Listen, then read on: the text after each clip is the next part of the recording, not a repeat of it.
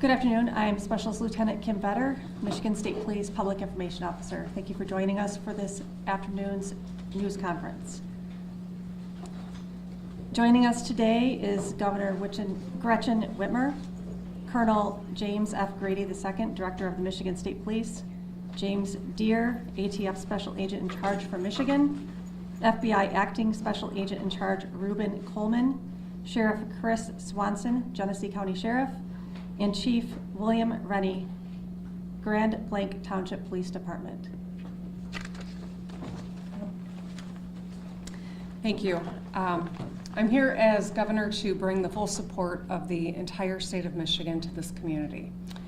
I want to thank all of our local law enforcement, state police, federal agents for their swift response. I want to thank local fire and EMS and medical providers for saving lives and caring for those who are still fighting for their lives in the hospital. And thank the incredible Department of Natural Resources Conservation Officer and the local Grand Blanc officer for their brave actions to take down the shooter and their quick response. I think we can see the best of public service in all of these individuals. As I said, I'm here as the governor, but I'm also here as a fellow Michigander whose heart is breaking by another mass shooting in a place that is supposed to be defined by togetherness and a close-knit community here in Grand Blanc. As a state, we know the pain of this too well. We've seen gun violence in our schools, stores, parades, festivals, and our houses of worship. These are places that we go to feel connected, to feel safe, to be together. But today, this place has been shattered by bullets and broken glass. And this might be a familiar pain, but it hurts all the same. Every time. We cannot keep living our lives like this. I know that this community is reeling right now, and I want you to know that the state of Michigan has your back. Your grief is our grief. I ordered flags lowered statewide, and I spoke with President Trump yesterday, who wanted to share his condolences. We will be here every step of the way and coordinate a full response with our local and federal partners. Folks here at the Township, at every level, have been working closely together. There's one thing I know about Michiganders, is that we get through hard things together, and that's who we are. That's how the good people here at the Grand Blanc Church of Jesus Christ of Latter-day Saints live their lives. They worship together, they sing together, and they serve together. And that's why I was so proud to see powerful statements from interfaith leaders across Michigan denouncing this attack on a house of worship. They grieved for this congregation as though it was their own. They spoke with one voice for the basic principle that we all believe in, that you should be able to pray in peace in our state, no matter who you are. I know that in the hours and days ahead, we will see the best of Michigan. We will see neighbors being neighborly, checking in with a call, bringing over some food, or offering a hug. We'll see medical providers work hard to save lives and treat those in need, with scars both seen and unseen. We will see this congregation unite and rally together like never before and continue worshiping together, singing together, and serving together. Because that's who Michiganders are. We will stay in close contact and continue to work together. Now, like everyone I know, we have lots of questions. How could this happen? What created this moment? Why? And that's motivated by a genuine motivation to understand, to learn, to prevent in the future. But I want to caution everyone. While we are working hard, while the good men and women who are working hard are doing so with due diligence, at this juncture, speculation is unhelpful and it can be downright dangerous. So just ask that people lower the temperature of rhetoric. Keep your loved ones close and keep this community close to your hearts. Let's keep doing the work together. Let's be kind and let's love our neighbors. Thank you, and now I'd like to introduce the head of the Michigan State Police, Colonel James Grady. Thank you, Governor, and Good afternoon. Now, this community has been greatly impacted by yesterday's events. We are offering our deepest condolences to those affected by this tragedy. This horrific event is something that this community has never experienced. It is important at this time that we come together to support one another in this time of grief. We stand ready and willing to assist both our local and federal partners with any additional needs as this investigation continues. The Michigan State Police immediately responded alongside our public safety partners to secure the scene, provide support to our neighbors with our emergency support team serving search warrants, the bomb squad and K-9 team sweeping numerous locations for evidence and explosives. Additionally, our forensic science laboratories and our special investigation sections continue to investigate the officer-involved shooting and work alongside our federal and local partners. I'd like to take a moment for everybody to remember that last year we put together an initiative called Stop the Plot. While we are committed to keeping our community safe, we also need your help. Again, it takes everybody.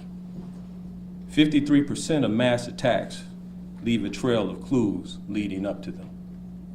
And 2/3 of mass attackers elicited behavior that caused concerns.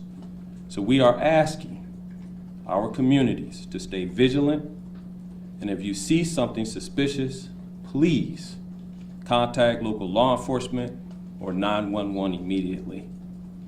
We will keep the family in our prayers here at MSP as they continue to cover and we work together.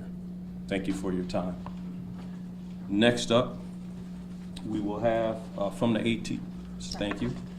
We will have ATS Special Agent in Charge for Michigan, James Deere. Thank you, Ron. Good afternoon. My name is Jim Deere with ATF. I'm the Special Agent in Charge for ATF Michigan.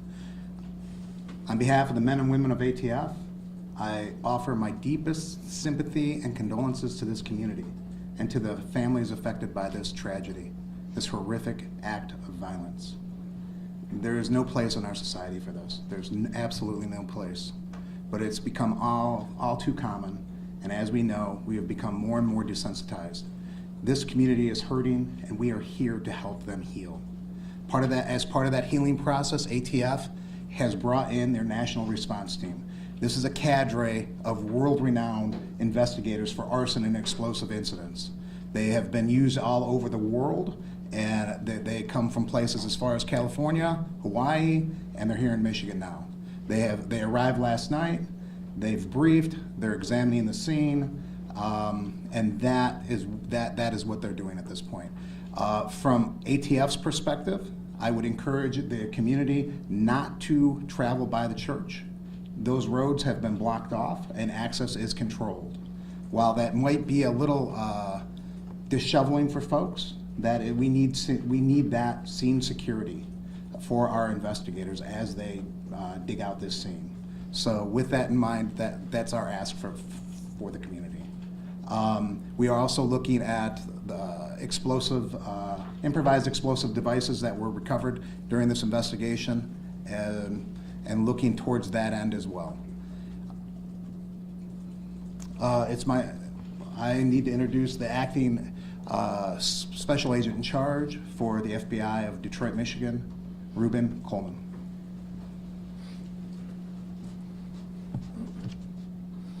My name is Reuben Coleman. I'm acting Special Agent in Charge of FBI Detroit Field Office, which represents the entire state. At this time, we wanted to provide an update on our investigative efforts regarding yesterday's tragic shooting at the Church of Jesus Christ of Latter-day Saints in Grand Blanc, Michigan. First, I want to express my gratitude for all the cross-agency collaboration between our federal, state, and local partners. Their support has been outstanding and critical to this investigation. We are in lockstep with our partners as we continue to work through this. As I mentioned yesterday, the FBI is investigating this as an act of targeted violence, and we are continuing to work to determine a motive.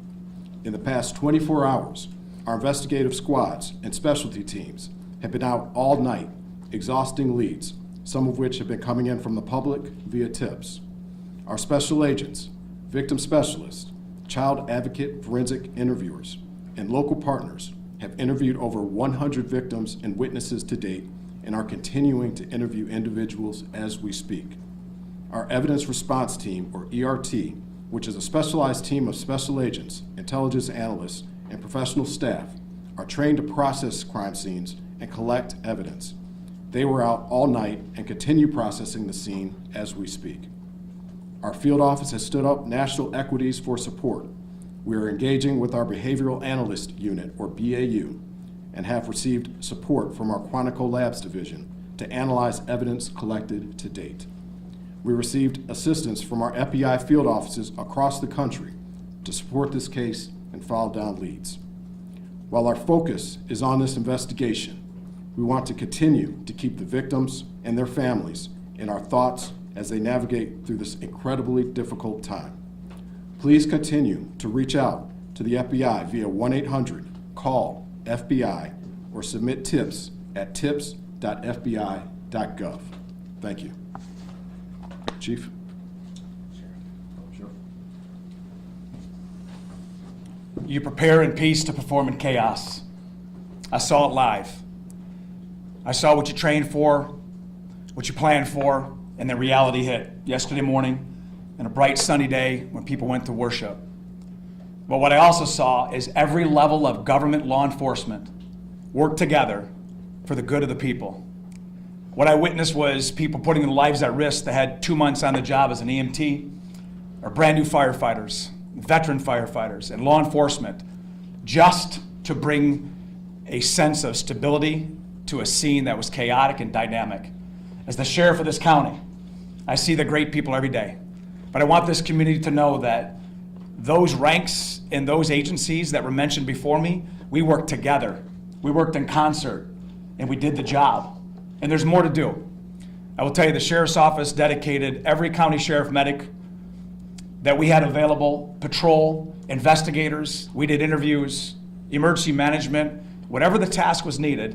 The sheriff's office worked with everybody that you heard and many that you don't know to bring justice and also order to this scene.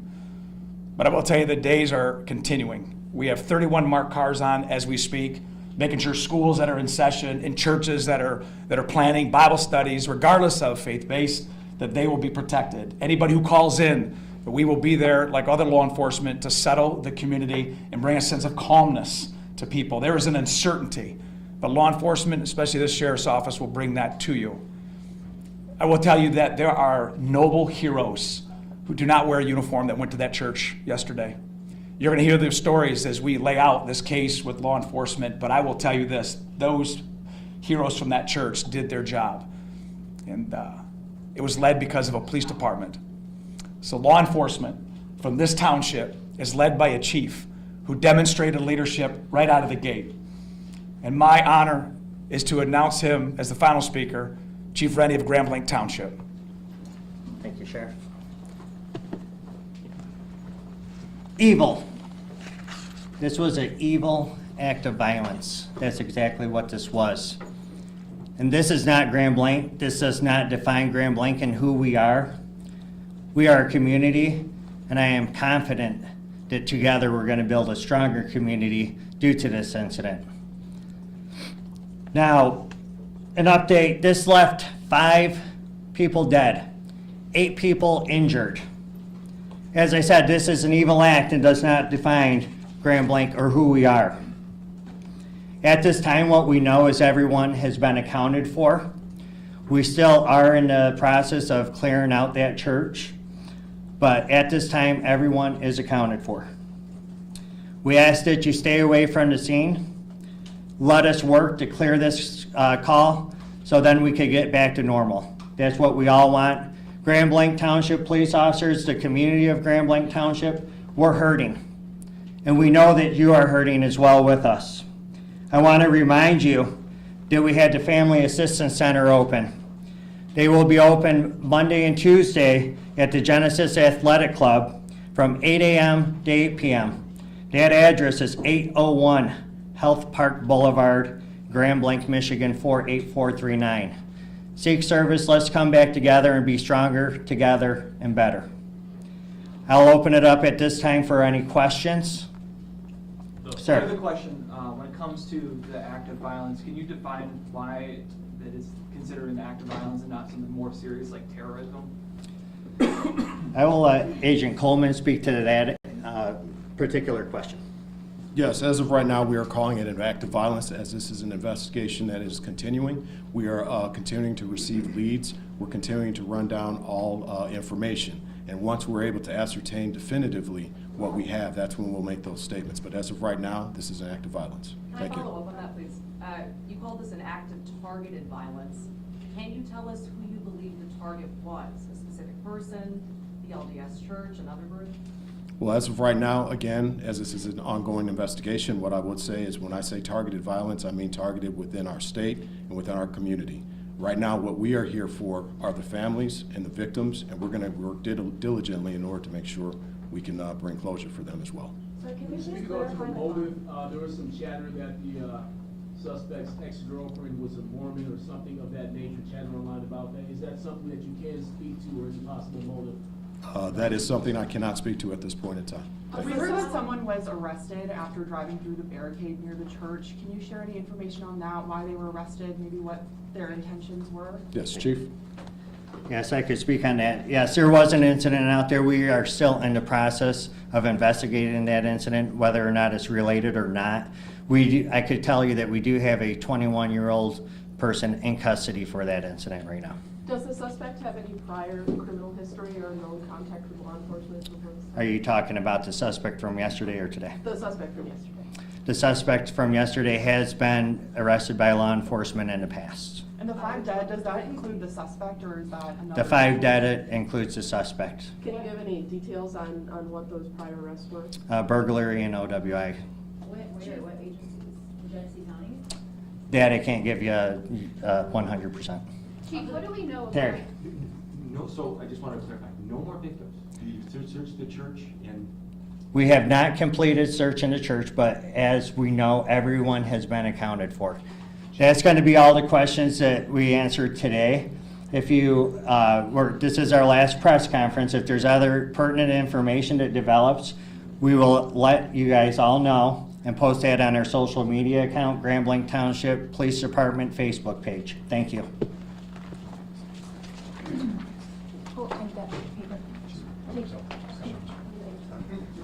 Thank you. Sorry. I'd just like to note that Dr. Michael Danick, the Medical Chief of Staff from Henry Ford Genesis, will be available for questions after this news conference. He's here on the side of the room. Does anybody need any spelling of names? No?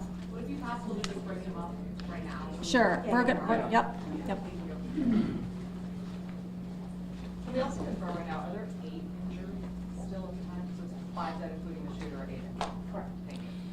Hi, everybody. I'm Lauren Zakalik. I'm the PR director at Henry Ford Health. I'm going to introduce now Dr. Michael Danick, normal spelling for Michael, D-A-N-I-C. He is our medical chief of staff at Henry Ford Genesis Hospital. He's going to make some opening remarks, talk about what happened yesterday. We'll take a few questions. Thank you. Thank you. Thank you very much for having me. It was a very sad day for our community. Our law enforcement did amazing, as well as our medical staff throughout the entire Genesee County area. Henry Ford Genesis was prepared and did extremely well. And we also like to thank Hurley and McLaren for taking great care of all the patients. An update on what we have had is we had a total of 8 patients at Henry Ford Genesis from the ages of 6 to 78. 5 were gunshot wounds and 3 were smoke inhalations. 2 of the smoke inhalations have been discharged. 1 is still intubated at this time. For the gunshot wounds, 1 had sustained gunshot wounds, multiple to the chest and abdomen, it's in critical condition. 1 had to the abdomen, as in critical condition still, but mostly stable. 1 of the victims did die in the emergency department. 1 child came in, was stabilized, and then transferred, and then there was another gentleman who had a gunshot on the leg. The trauma team was really well prepared for this. They activated the Mass Casualty Incident Command. Our trauma surgeon, Christopher Ash, was on the team, and John Vance, one of our other trauma surgeons, helped lead the charge. Dr. Sandy Ross was the ER attending at the time and did a phenomenal job of triaging. All of the community members came together. We hate having to prepare for these kind of events, but we are prepared, as well as the other hospitals in our community. We're very grateful to be helping to serve this community, and will continue to do for years to come. So, any questions? How many Can were you under the say age of what 18? round struck the victims? You said some were shot in the chest and abdomen. Was this with rifle, 223 round handgun? Can you speak to I don't have information on the caliber. How many were under the age of 18? I don't have that answer either. We What just, was the age range again? it was 6 to 78. Of the people found in the church after it was evacuated, do you know anything about the suspected cause of death of those two people? I do not, and I can't extrapolate either. Can you tell us more about the child that you mentioned? Was that child shot, boy or girl, 6-year-old? Had an injury to the arm, and out of an abundance of caution, was transferred to another hospital. Was the injury a gunshot wound to the arm? I can't verify that. Dr. Danik was one of the physicians that was treating patients yesterday. If anybody wants to ask him about his experience and just being there. I will say it was very interesting taking care of our community members in this kind of a traumatic experience. We had a number of our residents who were members of the church and were on site. Not only were they victims, they were also first responders. And having your friends and family come in injured and taking care of them is a really incredible experience. They were heroes. Those on the scene were absolute heroes, going in and out of the fire to drag people out, helping each other take care of the victims on the scene. And the community really came together. As a Two more local questions. station, Your reaction, I wanted Dr. to ask, you know, have you ever seen anything even like to this extent in our community, and what was that like for you to respond to? Never in our community. A lot of us who have trained in the trauma settings have dealt with gunshot wounds, so everyone who's on the staff there has dealt with these types of injuries in the past. It's just strange when it's your community hospital. Last question. I understand there were some nurses that were on strike and wanted to help and returned away. Would you be able to talk a little bit about that? Yeah, we're very happy that the instinct was to help. And we have a great loving community, and the instinct was there, but I cannot comment on the work stoppage. All right, thank you. Sorry, doctor, just quickly, when you said residents, you meant residents in the community, right? Resident physicians, those Resident in training. Okay. Thank you. Thank you. All right, thank you.